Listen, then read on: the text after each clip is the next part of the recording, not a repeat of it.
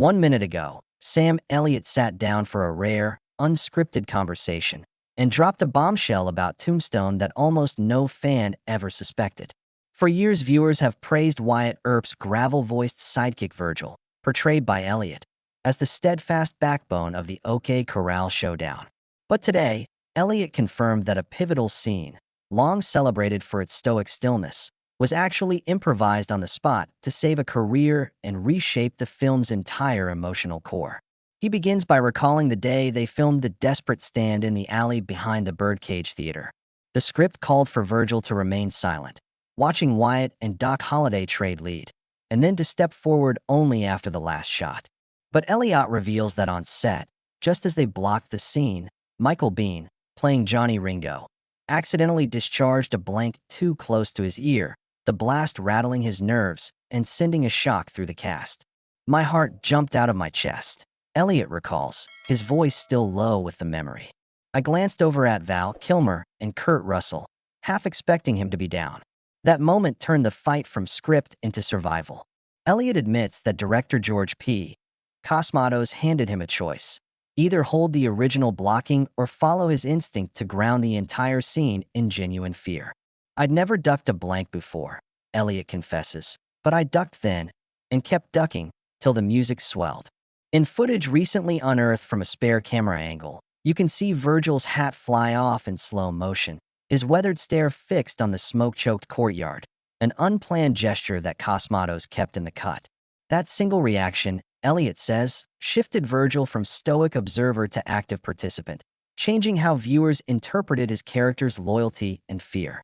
But that wasn't the only unscripted moment. Elliott reveals he ad-libbed a line in the aftermath. "I told you, Wyatt, God don't like ugly." According to production notes, that line was pulled from an old Western he watched as a kid, borrowed wholesale in the heat of the moment. He tells us, "When I voiced it, Kurt turned to me with this look, like he'd known I'd pull it out," and the cameras rolled. In the final mix, that one-liner frames Virgil's dry humor as a counterpoint to Wyatt's righteousness, a balance the original screenplay never provided. Cosmatos later told Elliott that that quip rescued the scene's dramatic tension by giving the audience a chance to breathe. Tonight, Elliott will also confirm the rumor about the real John Ringo's Tombstone cameo. Fans long suspected that an unmarked grave in the Boot Hill Cemetery sequence hid a piece of the actor's backstory. Elliott now unveils the photo from his personal collection showing director Cosmatos kneeling by a limestone marker etched simply R. Simmons. That marker wasn't a prop. It belonged to a stuntman who died filming a previous Western in Arizona. Cosmatos had arranged to install the stone to honor his memory, and Elliott hosted a quiet on-set ceremony before rolling cameras. That act of homage, Elliott says, infused the final montage with an unspoken reverence for every cowboy who ever strapped on holsters for a day's work. As we dig deeper, Elliott will share the hidden story of the ripple effect gunshots, how the echo chamber acoustics in the narrow Tombstone backstreets created a phasing effect in post-production. Sound editors originally planned to dub in a single, thunderous boom, but Elliott insisted on real blanks fired on set, knowing the authenticity would carry through. He drove the Foley team to sync each crack exactly with the actor's flinches, layering in ambient canal echoes to amplify the sense of place. That dedication to realism gave the final duel its heart-pounding urgency. Finally, Elliott teases a long-lost outtake from the Earp brothers' breakfast scene. In the shooting script, Virgil merely nodded at Wyatt's pancake stack. But in the outtake Elliott discovered last year, he pauses, then flicks a stray crumb off Wyatt's forearm with a mischievous grin, an unchoreographed gesture that Cavados loved so much he left it in the director's cut. That tiny moment, Elliott explains, underscored the genuine brotherhood between Virgil and Wyatt, something he long felt was missing from early edits. By the end of this special report, you'll understand how one seasoned actor's split-second instincts and quiet homages deepened Tombstone's legend, transforming a historical Western into an unforgettable character study. Sam Elliott's revelations prove that sometimes the most memorable moments aren't born on the page, but in the charged silence that follows a real blank, a borrowed quip yelled at just the right time, and a crumb flicked almost imperceptibly under the desert sun. Sam walks us back to that narrow Tombstone backstreet where the infamous alley duel was shot. Only this time, he invites cameras to capture the alley's warped brick and peeling paint in the early dawn light. Most fans never noticed, Sam Elliott begins, voice low with gravitas. But every battered wall, every overhead beam was real, not a studio set. He points to the slanted street lamp where Kurt and Val took cover, noting a chipped concrete base. That chip came from real ordnance we fired to test echo patterns. We loaded blanks into Rossi shotguns and walked up and down here, timing the wave echo to synchronize with John Debney's score. He cues a hidden recorder to play raw audio, 6 overlapping booms, each echo trailing longer than cinema allowed, creating that signature ghost whisper effect. Stepping closer, Sam lifts a length of frayed wire looped around a support post. Here lies the secret splice that powered the broken lantern in the finale, he explains, fingering the connector exposed since 1993. Rumor held the lantern flickered spontaneously, but in fact stunt electricians rigged it to Tom Buchwald's power pack hidden in a hollow crate. Sam confesses that many on crew believed it was red dust glows, but he insisted on real bulb voltage so the lighting would dance against smoke and dust, no digital filters. Production notes found in his personal files show his handwritten direction. Smoke dims, bulb flares, fear flickers in every eye. Pulling back, Sam directs our attention to a battered Winchester Model 1873 propped against a loading bench. That gun, he says softly, cradling its stock, was mine. Not a prop, but my own .44-40. He recalls the first day on set, feet planted in sand, when he unslung that rifle and felt the weight of history in his hands. A studio guard later demanded he use a stunt barrel, fearing recoil would harm cast. Sam refused, arguing authentic fire built real reaction. That kick you see when Virgil steps into the courtyard? That's me biting down on a wad of leather to control the jolt. He lets us examine the scorch marks near the muzzle, proof that he fired original shells, not rubber blanks. Next, Sam eases open a weathered clipboard holding the original Tombstone subtext guide. Spread across the pages are hundreds of margin notes he made for every scene. Reminders for breathing pauses, cues to glance at Wyatt, and scribbled local lore he slipped into dialogue. A steep note beside the clinic sequence reads, "Encourage Val to drop Doc Q-tone here." Accent shift carries dread as we approach Brothel Alley. That shift only appears faintly on camera, but Sam confirms he whispered the cue to Val off mic, directing the emotional undercurrent no script captured. Stepping into a corner of the back lot, Sam unveils what he calls the overlooked tableau, an empty jail cell set where Virgil's real moment of reckoning first took shape. He reconstructs that scene from memory, explaining that his anguished glance at the cell bars was never scripted. Instead, he diverted from the blocking when Duncan Reger, playing Ike Clanton, accidentally brushed too close during rehearsal, sending a chill through Sam's spine. In that pause, he says, I felt every outlaw's breath. Director George Cosmatos caught it and called, "Keep it," rawer than any line we wrote. Audiences credit that stillness to silent strength, but Sam reveals it was born of pure surprise and fear. Now he guides us through a half-demolished adobe facade used to film the Boot Hill Cemetery sequence. For years, rumors said those headstones were set pieces, but Sam discloses his wife's own hand-carved marker stands among them. That marker, he says, tracing a carved star and initials RE, was hers, a token of her love. He paused filming to place it and whisper, "For every lost friend," then continued as cameras rolled, capturing a moment of grief he never shared in interviews. That private homage became part of the tapestry that lent Boot Hill its haunted hush. The tour concludes at the courtyard where Virgil returns safely at dawn. Sam kneels beside a ring of cracked flagstones, the camera capturing sunlight filtering through a half-open gate. He describes the unscripted dialogue he inserted. Missed the dust, fell in the mud, earned every stripe. His original script read only walks in, relieved, but Sam improvised that bit of humor to break tension. Production transcripts show crew members chuckling behind the lens, and George Cosmatos scribbling, "Keep that line live." Standing in the alley's center, Sam Elliott lifts his Stetson in salute to the empty street. Every secret you've heard, from weapon authenticity to improvised quips, hidden homages to real stakes, was true, he declares. Tombstone was more than a movie. It was the sum of our instincts, our fears, and our respect for history. Now you know what most fans never realized. The magic of Tombstone lives not only in the script, but in every unscripted heartbeat captured on that dusty pavement.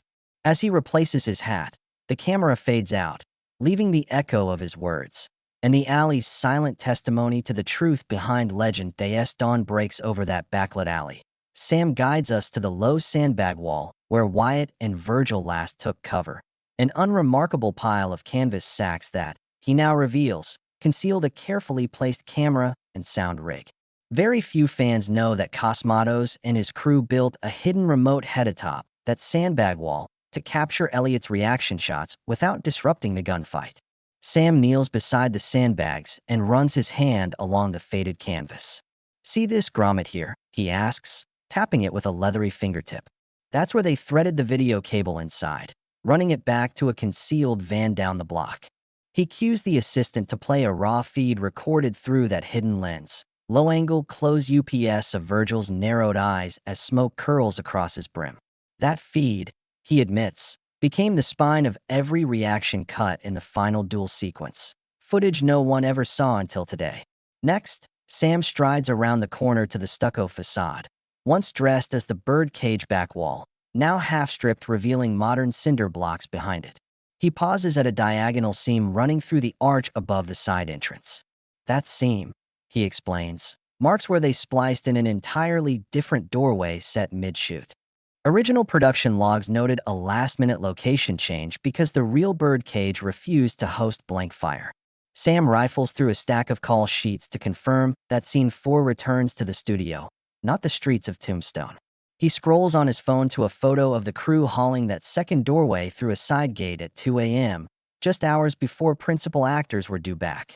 The result, a seamless 360-degree set that audiences believed was permanently built, when in fact it was Frankenstein together overnight. From there, Sam leads us into the sun-faded slice of wooden boardwalk still pinned to the lot's edge.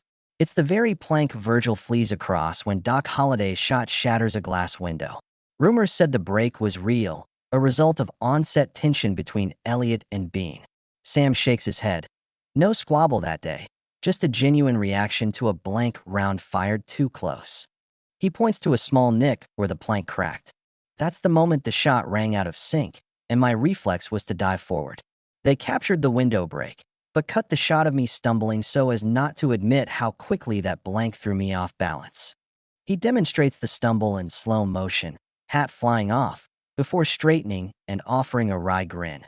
That bit of unplanned slapstick gave me a moment of humanity Virgil rarely shows. Beyond the boardwalk, Sam kneels at the base of a lamppost, one lit by a solitary bulb in the film's final freeze frame. He traces a barely visible cable conduit snaking to a nearby soundpost. That cable ran a foot of added hiss into the ambience track, he confides. They wanted the desert night to feel oppressive, so they overdubbed wind noise through this lamp's mic. I remember standing here after hours, listening to that hum rise, realizing it was all artifice. Sam reaches around and extracts the weatherproof mic housing, holding it up for the camera. Fans thought the wind was real, he says, but it was cinema smoke and a hidden speaker. Steering us back toward the alley's entrance, Sam stops at a stacked pile of cardboard-wrapped crates. He slips one open to reveal an embossed wooden plaque, Virgil Earp Law and Order Department.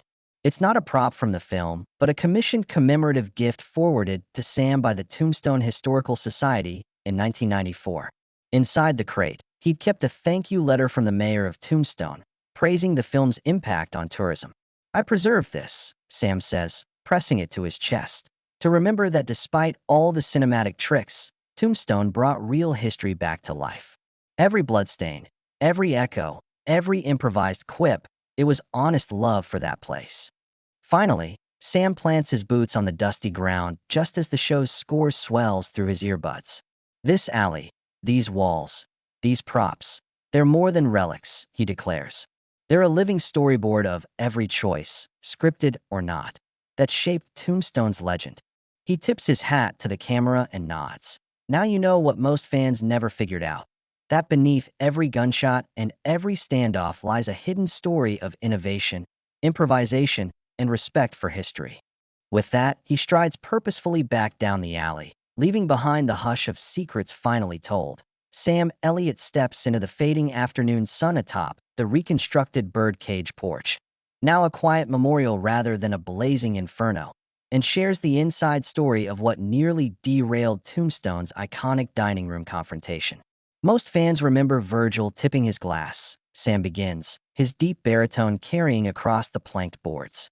But nobody knew that glass was nearly empty. He motions to a battered whiskey tumbler perched on a side table and picks it up carefully. On schedule, that prop was filled with water to avoid any liability, but in a rush, the water froze overnight in sub-zero trailers, he says with a wry grin. I was tasked with improvising the weight and slosh of real whiskey from my own flask. He lifts the glass to his lip, inhales the vapor, and exhales. That first gulp on camera? That was genuine ENJ. I can still taste the bourbon burn. From there, Sam directs attention to the flickering overhead chandelier rigged above the table. He had long heard the rumor that those electric globes were never meant to burn out at just the right moment. But Elliott confirms otherwise. Lighting designer Pete Rust told me he planned to cue one bulb to pop on cue, Sam says, pointing at a charred socket. But during rehearsals, a live fuse blew on the main set, plunging us into darkness. Sam's voice lowers. I called action anyway. We shot the rest by candlelight. No retakes. He cues the sound truck to play raw dialogue recorded in that blackout. The tense scrape of chairs, the crackle of flames, and Virgil's soft, easy, Wyatt, easy, carrying genuine surprise and tension. That unplanned darkness remains in the film's edit, yet few ever spotted the drop to near silence. Next, Sam leads us to a battered saddle leaning against the birdcage's rustic railing. That horse you see Virgil mount before the climactic chase, he chuckles, wasn't trained for stunts. Rumor said Elliott himself rode the horse through canyons, but Sam corrects the record. I insisted on performing the lead-out shot, but the stunt wrangler swapped me for his Irish draft, twice my size. I ended up on Ghost, a gentle giant who refused to gallop. So during the take, I had to flog at its flanks with raw emotion, because if I stayed calm, he'd stand stock still. He strokes the saddle horn. Listen closely to John Debney's gallop score. It's 3 beats out of sync with the horse's hooves. That's the film sound editor's syncing Irish horse to Nevada Stampede. The tour moves under the 3 a.m. gallows shot, where Doc Holliday's silhouette flickers against the gallows. They built that gallows set in front of a blue screen to composite in Arizona's Red Rock backdrop, Sam explains. But on the night we shot, the backlight's generator sputtered. The screen went dark. Sam's brows knit at the memory. I saw the vast desert behind the set, though we were in Burbank, and the crew rushed to roll real rock footage from yesterday's Tech Scout. He thumbs through his script notes and points to a page marked, Shot 47, must capture silhouette. The final film cuts from black to Doc's shadow without obvious sky, an editing sleight of hand that hides the geographical cheat. Behind him, Sam motions to a battered side door frame once used for the up-close. OK Corral showdown. That door was never meant to open in the finished film, Elliott says, stepping through the threshold. The plan was for the guns to speak first, then Wyatt to burst through. But on the day, Kurt lost his balance tripping over a sandbag. He fell into the doorway, which splintered, forcing Virgil and I to scramble through in panic. He picks up a broken shingle piece embedded in the frame. That's the real splinter from Kurt's fall. Sam shakes his head in mock dismay. I told George, we can't pretend this didn't happen. He cut to the next angle, and that genuine snap of what adds a jolt to every fan's first viewing. From there, Sam produces an aged leather pouch from his pocket. Inside, a folded scrap of 1950s newspaper with a hand-drawn map of Tombstone's actual OK Corral. People assumed our town set was generic, but Gene Cosmatos and I used this ham radio flyer to sketch our own coordinates, he says. He spreads the map on a makeshift drafting table. Cosmatos wanted it accurate within 3 feet. That meant we filmed exteriors at locations you'd never expect, then blended them seamlessly. The rumor that Tombstone was shot entirely on studio backlots? Not a bit of it. Finally, Sam calls attention to the Wichita boot prints embedded in the set's pathway. He gestures to a pair of dirty Buster Brown riding boots. Those were my own boots, he reveals, kneeling to pull one off. During rehearsals, I soaked them in creosote to darken them. Then one day I arrived late for a shot, ran straight through fresh plaster on set C, leaving real prints. He shakes his head in amusement. They tried scrubbing it out, but I told them to leave them. Those real footprints stand as my signature, an unintended cameo no fan ever noticed, but one I worn proudly through every scene. Standing amid the concrete walls, splintered doors, and scuffed planks, Sam Elliott hands us back the Silva Tool CO clipboard, replacing our carpenter lore with his own revealing. These aren't just set pieces, he says, tipping his Stetson in salute.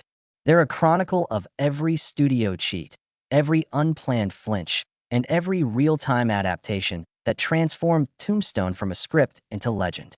As he steps past the faded archway into the sunset's glow, Sam's final promise echoes. Now you know the secrets. And the next time you rewatch, remember that the history you see is only half the story. The other half was written by our hearts in that dusty alley. Sam pulls a folded article from his jacket pocket, a 1993 clipping from Old West Gazette speculating on Tombstone's ghost bullet effect, and lays it on the workbench beneath a single overhead lamp. Fans always asked why some bullets sounded hollow. He begins, tracing the headline with a fingertip. It wasn't a mistake in the mix. We actually rigged a second shotgun behind the camera, firing in perfect sync with the main shot. He thumbs play on a buried clip, two almost indistinguishable blasts, one at the actor's positions, the other a step or two down the alley, creating a layered echo so rich that it felt like gunfire pounding off distant hills. George Cosmatos insisted on that dual effect. He wanted listeners to feel surrounded by conflict, not just focused on who draws first. Sam's lips curl in wry pride. It was a risk, but worth every shiver we got from that visceral surround. Next, he leads us to a battered wagon jail set plastered with dried mud. Remember the scene where Virgil stomps on a rattlesnake to save Wyatt? Sam asks, lifting a dusty boot. Most people don't know we wove live rattlesnakes into that shot. He points to a small slit beneath the door. We built a concealed trough where the herpetologist caretaker would guide the snake across the path when cameras rolled. The crew watched through binoculars. Every strike of the boot was timed to the snake's hiss. That hiss ended up buried in the soundtrack, giving Virgil's boot its menacing accompaniment. Sam taps the boot's sole. That moment feels primal, and it is, born from real danger and a single slip of timing. From there, Sam takes us into the dimly lit corner where the storm delay chronicles hang, weather logs pinned beside call sheets. He flips through entries marked Episode 5, Rainstorm Overkill. Rumor had it the deluge was natural. In truth, Elliott reveals, the storm was partly practical, partly cinematic. We ran overhead sprinklers, sure, but we also filmed during an actual monsoon front that swept through Southern California that night. Some days, you saw rain coming across the lot. Other days, Cosmatos would cue the sprinkler rigs to top it off. We layered real raindrops over staged ones for an unrelenting downpour. Audiences feel that, even if they don't realize it. It's in the soaked hats, the river running down the street, every shiver that follows. He then uncovers a lacquered wooden box labeled RP 1881 and lifts the lid to reveal a fragment of boot lost during a high-speed chase. Notice this missing heel? Sam muses, holding the worn leather fragment to the camera. When Wyatt and Virgil stormed toward the Clanton gang, Val and I raced through the crowd to hit our marks. In my haste, I dug my heel into a hidden stake. The leather tore, and I nearly stumbled over. The camera caught it, a small limp for a second, and Cosmatos left it in, calling it a testament to the chase's brutality. That tiny limp, visible only on uncompressed prints, became part of Virgil's wounded bravado. A few feet away, Sam taps a fold-up director's chair bearing the initials GC in faded gold leaf. This was George Cosmatos' personal seat, never meant for the extras, he explains. Yet when he stepped away during a rain break, a couple of background actors slipped into it, and the camera rolled. That fleeting shot of them laughing behind the main action made the cut, and gave the scene an unpredictable authenticity. He swivels the chair to face the alley. It's a lesson. Sometimes you catch more truth if you stop looking for perfection. Next, Sam beckons us to the edge of a half-filled outhouse prop, its door pried open. He crouches to point inside at a modern bolt painted to look antique. That was a safety latch installed after a stunt woman accidentally got her costume skirt stuck during the test shoot, he admits. She couldn't move for a moment, and the production nearly shut down. So they retrofitted that bolt to allow an emergency exit from the back. He straightens and leans on the doorframe, resting a gloved hand on the weathered wood. Fans might scoff at an outhouse cameo, he says, but it saved her, and possibly saved the movie. Finally, Sam pauses at the alley's threshold where the film's epilogue dissolves to credits. He lowers his voice for the last reveal. The credit crawl itself was partly improvised. The train of cast names was shot in one continuous hand-carried tracking shot, instead of a static roll, giving viewers a last glimpse down the set's full length. In his private production diary, he noted, "I suggested we walk the credits down the alley so the pylons and crates echo our final steps." That unused note landed on Cosmatos' desk, and to Sam's delight, they filmed it. 15 seconds, he says with a laugh. A director could cut anywhere he wanted, but he let me walk that final stretch. That's how we said goodbye to Virgil and Tombstone itself. Standing where the credits once freely glided, Sam Elliott tips his hat in farewell. "There you have it," he whispers. "Every rumor, from the ghost bullet holler to the snake's hiss, the waves of rain to my limp, was rooted in truth." Tombstone wasn't just staged history. It was a tapestry woven from real moments, unplanned reactions, and the orchestrated magic of cinema. And now you know what most fans never figured out. The real Tombstone lives in every secret we revealed today. Today, with every secret laid bare, Sam Elliott reflects on Tombstone's enduring legacy and how these hidden truths have sparked fresh appreciation among new generations of film lovers. In the months since he confirmed the improvised duck under blank fire, the multi-layered echo rig, and the staged rain paired with real monsoon shots, cinephiles and scholars have flocked to Tombstone Redux retrospectives at film festivals across the country. Sam has been invited to sit on panels at the Telluride Film Festival, where critics dissect those alley booms frame by frame, revealing the phantom shotgun and the ghost hitches that made each gunshot palpitate with authenticity. He describes watching young film students lean forward, eyes glistening, as they trace the hidden cable behind the lamppost. Proof that craftsmanship thrives on curiosity and that what you don't see often matters most. Streaming services have responded by curating a special Uncovered Homes collection, pairing Tombstone with bonus featurettes hosted by Sam himself.